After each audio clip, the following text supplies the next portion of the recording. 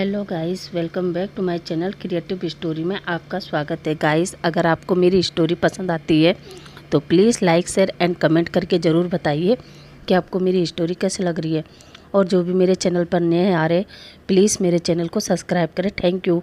अब हम अपनी कहानी पर आगे बढ़ते हैं। अभी तक हमने देखा कि लेनजेन को पता चल जाता है कि वेंचिंग प्रेग्नेंट है और वो वेंचिंग को गोद में उठाता है और गोल गोल घुमाने लगता है। ये देखकर वेंचिंग हंसते हुए कहती है, बस बस लेंजन, नीचे उतारो मुझे। लेंजन कहता है, वेंचिंग मैं बहुत खुश हूँ, अब आगे। थैंक यू वेंचिंग, मेरी ज़िंदगी में आने के लिए और मुझे इतनी बड़ी खुशी देने के लिए। और कहता है, आज के बाद तुम घर पर रहोगी और अपना ध्यान रखोगी। आज से हॉस्पिटल जाना बंद। वेंचिंग कहती है, बस बस लेंजन, मैं प्रेग्नेंट हूँ, ना कि बीमार, और मैं एक डॉक्टर भी हूँ। मैं हमारे बेबी और अपना अच्छे से ध्यान रख सकती हूँ, इसलिए तुम टेंशन मत लो। इतना कहकर वेंचिंग रेडी होती है और लेंजन से कहती है, अब तुम भी ऑफिस जाओ और मैं भी हॉस्पिटल जाती हूँ, मेरे पेशेंट मेरा इंतज़ार कर रहे हैं। लेंजन कहता है, ओके, पर प्रॉमिस करो कि तुम अपना और बेबी का ध्यान रखोगी और अपने आप को ज़्यादा थकाओगी नहीं और अपना मील टाइम पर लोगी। वेंचिंग कहती है, ओके बाबा, मैं अपना ध्यान अच्छे से रखूँगी और टाइम पर अपना मील लूँगी। ओके, अब चले। लेंजन हाँ में सिर हिलाता है और दोनों अपने अपने वर्क पर निकल जाते हैं। अब कुछ महीने बाद वेंचिंग 7 मंथ प्रेग्नेंट थी और अब वो हॉस्पिटल से घर आ रही थी। तभी लेंजन का कॉल आता है। वेंचिंग ईयरफोन लगाकर लेंजन से बात कर रही थी। तभी एक जगह रास्ते में वो एक लेडीज़ को पड़े हुए देखती है। वो लेंजन को बताती है कि कोई लेडीज़ बीच रोड पर पड़ी है। लेंजन कहता है, छोड़ो उसे, तुम सीधा घर आओ। वेंचिंग कहती है, लेंजन तुम कैसे बात कर रहे हो, क्या पता उसे मेडिकल इमरजेंसी हो, और एक डॉक्टर होने के नाते मेरा फ़र्ज़ है कि मैं उसे देखूं, उसकी हेल्प करूं। लेंजन कहता है, ओके, पर ध्यान से भूल मत जाना कि तुम भी प्रेग्नेंट हो। वेंचिंग कहती है, हाँ बाबा, मुझे याद है कि मैं प्रेग्नेंट हूँ। ओके, अब मैं फ़ोन रखती हूँ। लेंजन कहता है, फ़ोन मत काटो, तुम फ़ोन लेके ही जाओ। वेंचिंग कहती है, ओके, और वो फ़ोन हाथ में लेकर उस लेडीज़ के पास जाती हैं और उसे सीधा करती है। जैसे ही वो उसकी नब्ज पकड़ने वाली थी, वो दूसरी औरत वेंचिंग का गला पकड़ लेती है।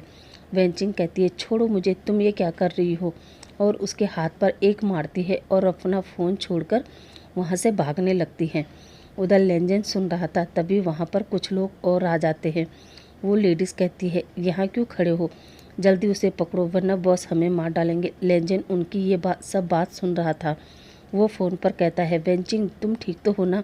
वेंचिंग वेंचिंग मगर वेंचिंग दौड़ रही थी और उसके पीछे वो गुंडे भी। इधर लेंजन को जब कोई आंसर नहीं मिलता तो वो भी अपने ऑफिस से बाहर निकलता है और वेंचिंग की मदद के लिए दौड़ने लगता है। रास्ते में गाड़ी में बैठकर वेंचिंग की मदद को दौड़ता है।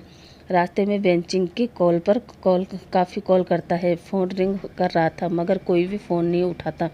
इधर वेंचिंग प्रेग्नेंट होने के कारण ज़्यादा तेज़ नहीं भाग पा रही थी और गुंडे उसके सर पर ज़ोर से रॉड से मारते हैं और वेंचिंग पेट के बल रोड पर गिर जाती है और उसके बेली में भी दर्द होने लगता है। वो उन गुंडों से हाथ जोड़कर कहती है, प्लीज़ मुझे छोड़ दीजिए, मैं प्रेग्नेंट हूँ। मगर वो गुंडे कहते हैं, हम तुम्हें छोड़ देंगे तो हमारा बॉस हमें नहीं छोड़ेगा। इतना कहकर वो दोबारा उसके सर पर रॉड से मारते हैं। तभी गाड़ी आते देख वो सभी लोग वेंचिंग को रोड पर छोड़कर भाग जाते हैं। तभी लेंजन उसी जगह पहुंच जाता है। वो वेंचिंग को देखकर जोर से कहता है, वेंचिंग। मगर वेंचिंग अब आखिरी सांसें ले रही थी। लेंजन के आंखों में आंसू था।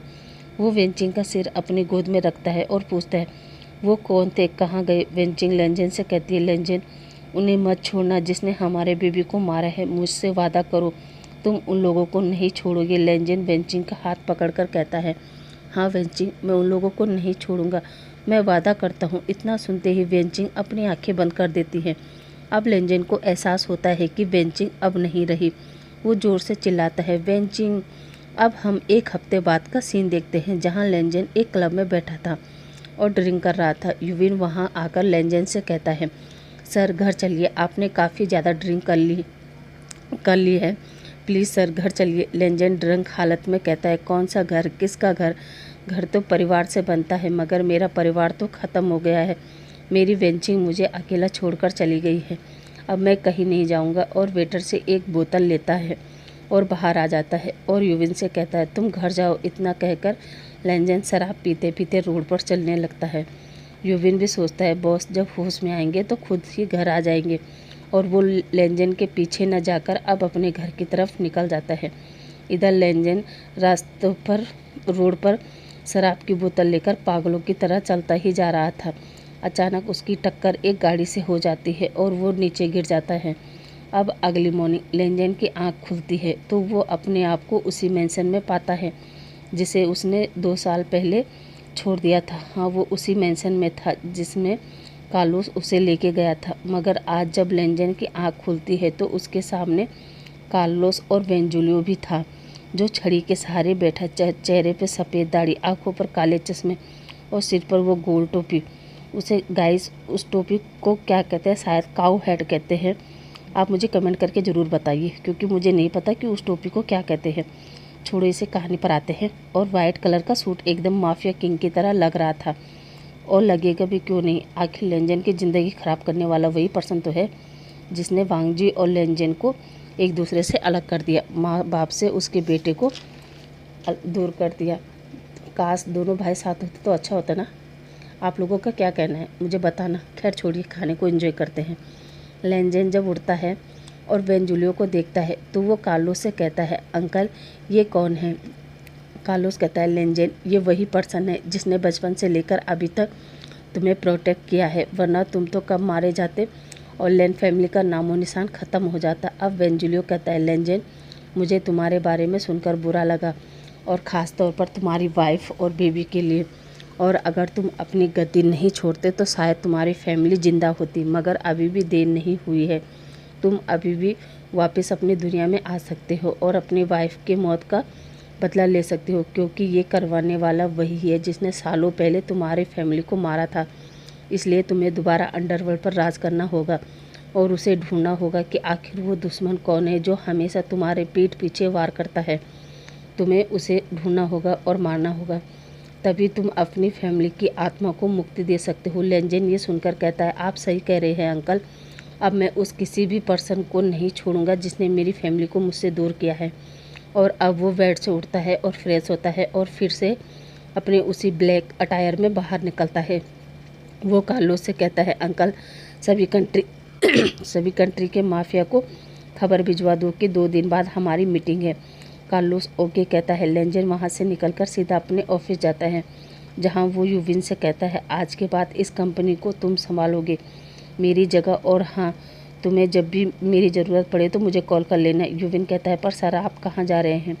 लेंजन कहता है, मुझे कुछ और काम है, और वहाँ से निकलकर पहले तो अपनी वाइफ वेंचिंग के ग्रेव पर जाता है और उससे कुछ बात करता है। फिर गाड़ी में बैठकर वो उसी अंडरग्राउंड क्लब में जाता है, क्योंकि उसे वहाँ उन लोगों को ढूंढना था जिसने वेंचिंग को मारा था।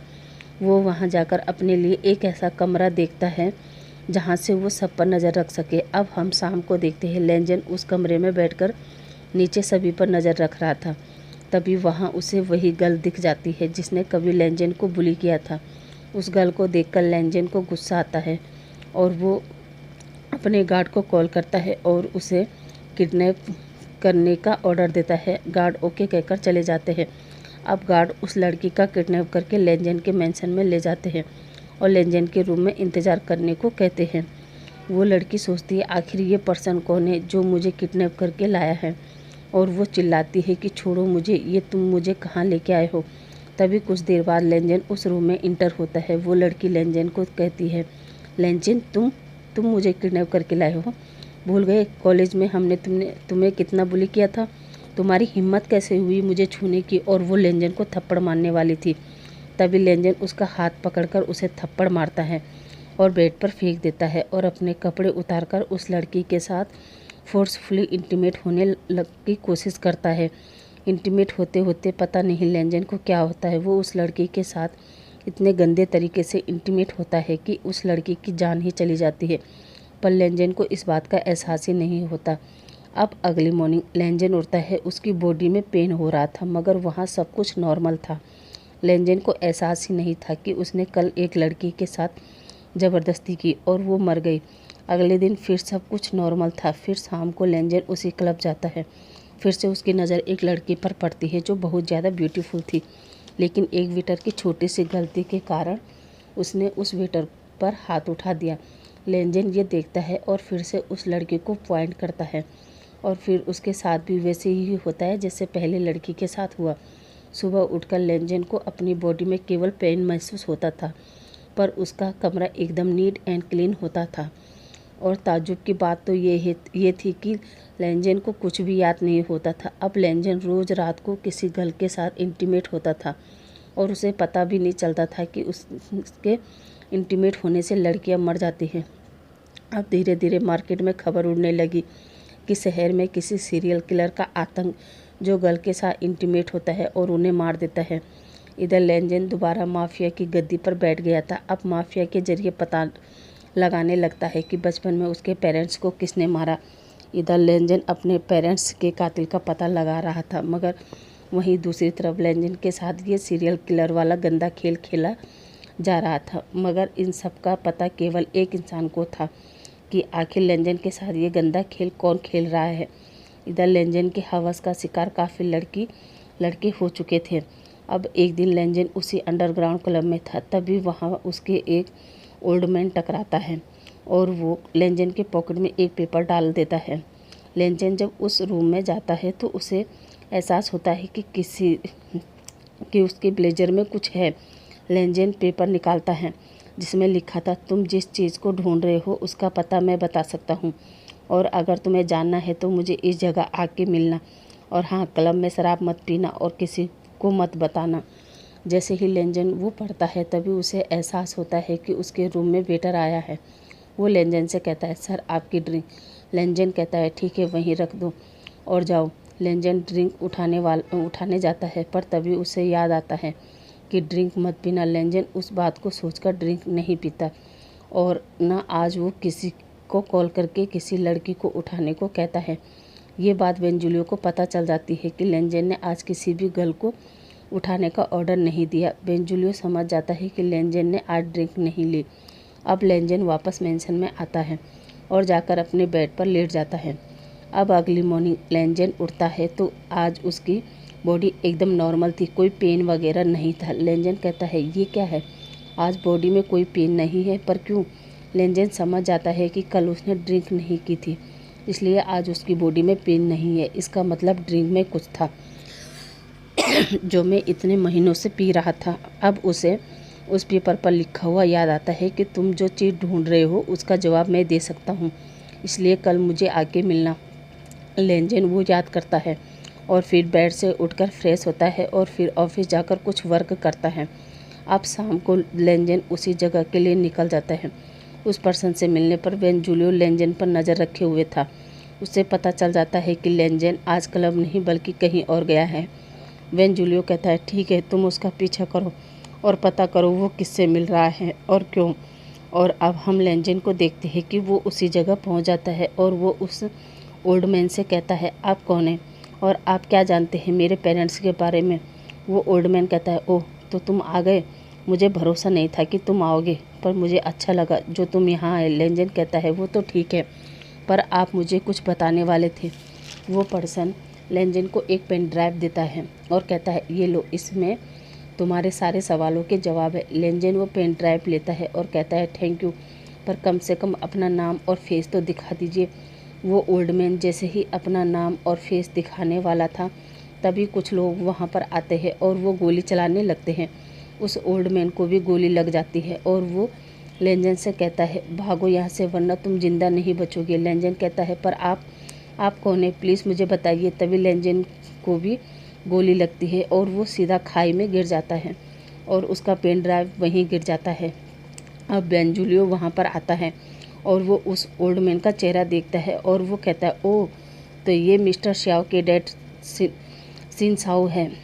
तभी एक गार्ड बेंजुलियो को वो पेन ड्राइव देता है और कहता है, बॉस, लेंजन तो खाई में गिर गया है और इतनी ऊंचाई से गिरने से तो लगता है कि शायद उसकी हड्डियां भी नहीं बचेंगी। बेंजुलियो कहता है, फिर भी वो मुझे चाहिए, जिंदा या मुर्दा, ढूंढो उसे। गार्ड कहते हैं, ओके बोल। और बेंजुलियो के गार्ड उसे ढूंढने लगते हैं, मगर बेंजुलियो को लेंजन नहीं मिलता। तो गाइस, यहाँ से अब हम प्रेजेंट में चलते हैं जहाँ क्राइम ब्रांच वाले वांग जी को अपने साथ ले जा रहे थे। हाउस वान वांग जी को इंट्रोगेशन रूम में ले जाता है और चेयर पर बिठा देता है और बाहर आ जाता है। इधर जिया वांग जी का passport, visa, green card, red card सब चेक करती है और रिपोर्ट तैयार करती है। अब वांग जी को वहाँ बैठे बैठे 5 घंटे हो चुके थे। तब तक उसे न कोई खाना न पानी दिया जाता है। प्यास के चलते वो उस रूम में पानी पानी चिल्लाता है। कुछ देर चिल्लाने के बाद जिया उसे पानी देने आती है। पानी पीते ही वांग जी धीरे से कहता है, मैम मुझे कितनी देर और बैठना पड़ेगा। जहाँ जिया कहती है, जब तक तुम अपना गुनाह कबूल नहीं करते। वांग जी कहता है, नहीं मैम, जब मैं कुछ गुनाह ही नहीं किया तो मैं कबूल कैसे करूँ। जिया कहती है, तुम्हारी मर्जी, और वहाँ से बाहर निकल जाती है। इधर मिसिस लेन कुरेन को कहती है कि वांग जी जब से चाइना बिजनेस मीटिंग के लिए निकला है उसने एक बार भी कॉल पिक नहीं की। कहीं मेरा बच्चा कोई मुसीबत में तो नहीं होगा। कुरेन कहता है, ऐसा कुछ नहीं है, और हमारा बेटा इतना छोटा भी नहीं है जो अपना ख्याल न रख सके। ई कहती है, नहीं कुरेन, मुझे ऐसा लग रहा है जैसे मेरा बच्चा परेशानी में है और वो मुझे याद कर रहा है। पता नहीं क्यों मेरे दिल में एक अलग ही दर्द है। कुरेन कहता है, इतना परेशान ना हो, वो ठीक ही होगा। ई कहती है, नहीं, एक बार आप ही उसे कॉल करके पूछे ना कि वो सही से पहुंच गया है या नहीं। कुरेन ई की परेशानी देखकर कहता है, ओके मैं कॉल करता हूँ। इतना कहकर वो फ़ोन निकालता है और वांग जी के कॉल करता है, पर उसका फ़ोन ऑफ आ रहा था। कुरेन 2-3 बार रिंग करता है पर वांग जी का फ़ोन नहीं लगता। अब कुरेन को भी टेंशन होती है, पर वो ये बात ई को नहीं बताता और ई से कहता है शायद वो आराम कर रहा होगा इसलिए वो कॉल नहीं उठा रहा होगा। वैसे भी वहाँ रात हो चुकी होगी इसलिए शाम को कॉल करते हैं। ई अपने दिल को समझाते हुए हाँ में सिर हिलाती है। अब हम इधर देखते हैं वांग जी को अब 3 घंटे और हो चुके थे। वहाँ एक गिलास पानी के अलावा उन्होंने वांग जी को कुछ नहीं दिया। वांग जी को बहुत तेज़ भूख भी लगी थी, वो प्यास भी, मगर वहाँ उस रूम में कोई नहीं था। केवल एक मिरर लगा था जहाँ बाहर से हाउशवान और हाइकवान वांग जी को देख रहे थे। हाउशवान कहता है, ऐसा मुजरिम मैंने आज तक नहीं देखा जो पिछले 8 घंटे से उस रूम में भूखा प्यासा है पर अभी भी टूटने को तैयार नहीं है। पर देखते हैं कब तक नहीं टूटेगा। तभी कुवान कहता है, सुबह सर आ जाएंगे, उनके सामने तो अच्छे अच्छे मुजरिम टूट जाते हैं, फिर इसकी क्या मजाल है। इधर अब वांग जी को 12 घंटे हो चुके थे। भूख प्यास से उसका बुरा हाल था, पर कुवान और शोयान दोनों उसे पानी भी नहीं देते हैं। अब वांग जी की हालत ख़राब होने लगती है, वो हल्का हल्का बेहोश होने लगता है। अब अगली मॉर्निंग सुबह 10 बजे अपने सर का आने का इंतज़ार कर रहे थे, तभी वहाँ अंदर रूम में एक पर्सन इंटर होता है। हाउशवान और हाइकवान दोनों सैल्यूट करते हैं। जहाँ वो पर्सन कहता है, उसने अपना मुंह खोला। हाउशवान कहता है, नहीं सर, उसने एक शब्द भी नहीं बोला। वो पर्सन कहता है, ओके चलो। जैसे ही वो पर्सन उस इंट्रोगेशन रूम में इंटर करता है तो वांग जी वहाँ टेबल पर बेहोश पड़ा था। वो पर्सन हाउशवान से कहता है, जगाओ इसे। वो पर्सन कहता है, जी सर, और वो वांग जी को उठाने लगता है, मगर वांग जी नहीं उठता। वो पर्सन कहता है, जल्दी उठाओ इसे। हाउशवान कहता है, ओके सर। अब हाउशवान एक जग पानी लाता है और वांग जी के फेस पर मारता है। वांग जी के फेस पर जैसे ही पानी पड़ता है वो चौंक कर बैठ जाता है और उसके फेस से पानी साफ करता है और हल्की हल्की आंखें खोलता है और सबकी तरफ देखता है जहाँ वो पर्सन वांग जी के पास बैठता है और कहता है, हेलो, मेरा नाम सीचेन है, और तुम्हारा नाम। वो सीधा कहता है, खाना, और फिर अपनी आंखें बंद करने लगता है। सीचेन हाउशवान से कहता है, जाओ खाना लेकर आओ। हाउशवान जी सर कहकर चला जाता है। अब थोड़ी देर बाद हाउशवान वांग जी के लिए एक बर्गर और एक कप टी लेकर आता है। वांग जी जैसे ही खाने को देखता है वो तुरंत उठाकर खाने लगता है। अब सीचेन दोबारा वांग जी से कहता है, मैं इंस्पेक्टर सीचेन हूँ और तुम वांग जी अब अपना खाना फिनिश कर। और तुम वांग जी अपना खाना फिनिश करते हुए कहता है, मेरा नाम वांग जी है और मैं अमेरिका में रहता हूँ। यहाँ बिजनेस के काम से आया था, पर शायद यहाँ के पुलिस ऑफिसरों से गलती हो गई और उन्होंने मुझे अरेस्ट कर लिया। सीचेन कहता है, अच्छा, और वो वांग जी के सामने एक तस्वीर रखता है और कहता है, अच्छा, तो तुम अमेरिका में रहते हो। वांग जी कहता है, जी सर। सीचेन कहता है, फिर तो तुम्हारी फैमिली भी होगी। वांग जी कहता है, जी सर, अमेरिका में मेरे मॉम डैड फ्रेंड सब हैं। सीचेन कहता है, ओह, तो तुम अमेरिका कब गए? 1 साल पहले। वांग जी कहता है, क्या? नहीं सर, मैं बचपन से वहीं था। आपको यकीन नहीं हो रहा है तो आप मेरे किंडरगार्टन से लेकर मेरी यूनिवर्सिटी तक पता कर सकते हैं। सीचेन कहता है, ओह, तो तुम बचपन से वहीं रहते हो? हाँ, वांग जी कहता है जी सर। और तुम्हारे फादर और मदर कौन है? वांग जी कहता है मेरी मॉम का नाम मिसिस लैन ई है और फादर का नाम लैन कुरेन है। सीचेन कहता है ओके, और वो उठकर जाने लगता है। बाहर आकर सीचेन हाई कुआन से कहता है इसके सामान से कुछ मिला? जिया सारा सामान दिखाते हुए कहती है सर हमें कुछ खास तो नहीं, बस ये passport, green card, red card, ये कुछ क्रेडिट कार्ड और ये फ़ोन ही मिला है। सीचेन उन सबको देखता है। तभी हाई कुआन कहता है सर आपको क्या लगता है ये जो भी कह रहा है सही कह रहा है या फिर हमें गुमराह कर रहा है? सीचेन कहता है जहाँ तक मैंने एक्सपीरियंस किया है कोई भी मुजरिम इतना कॉन्फिडेंस होकर अपने बारे में नहीं बता सकता है। इसके दो ही कारण हो सकते हैं। जिया कहती है क्या सर? सीचेन कहता है या तो ये सच कह रहा है